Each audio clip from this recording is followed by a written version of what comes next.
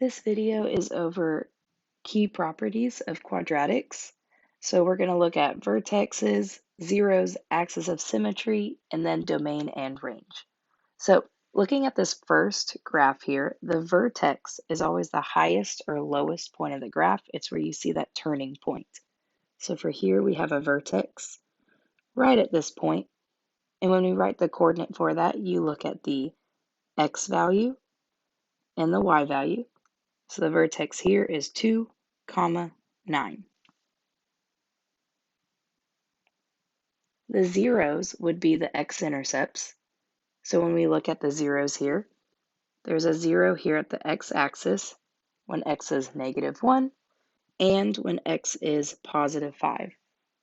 So when we write the coordinates for these, we would have a -1, 0 and 5, 0. Now we want to look at the axis of symmetry. So the axis of symmetry is the vertical line that goes through the vertex. It looks like this.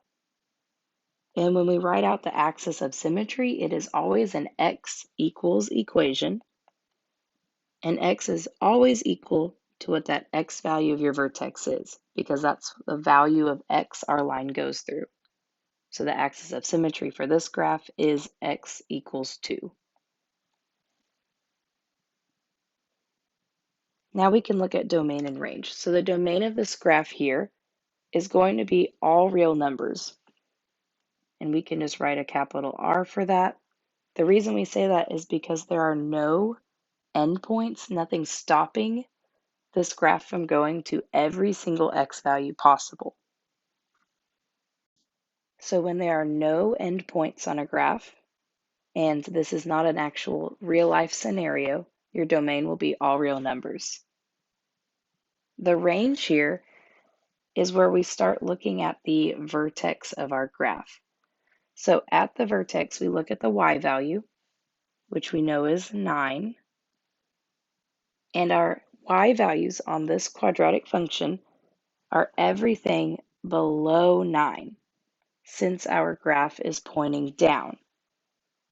So our range is going to be all the y values that are less than or equal to, since it's pointing down, that value of 9. Now, sometimes we see problems where they ask for the domain and range of a quadratic function, and instead of giving us an actual graph, they just give us an equation. So this problem here, what is the domain and range of f of x equals x squared minus 4? This equation, if we just put that into Desmos, Desmos will show us the graph, and then we will be able to determine what that domain and range are. So here I'm on Desmos, and I'm going to type in the equation that we are given. So I have f of x equals x squared minus 4. So once we type in that equation, we can actually see the graph so we can determine what the domain and range are. So from this graph, we can see that there are no endpoints and nothing stopping this equation from hitting every single x value possible. And since this is not an actual real life scenario happening, we know that our domain is again going to be all real numbers. The range here, again, we are going to look at that vertex, which is right here. And if we were actually on Desmos, you'd be able to click on this point and it would tell you that that coordinate is 0, -4. So our y values are starting at -4. And since this graph is pointing up, the y values are getting bigger. So we're looking at y values greater than -4. So how we write that to describe the range is y is greater than or equal to -4.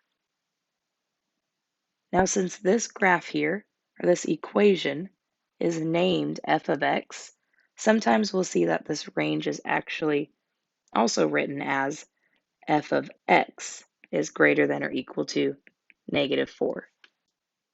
And that's a quick review on key properties of quadratics.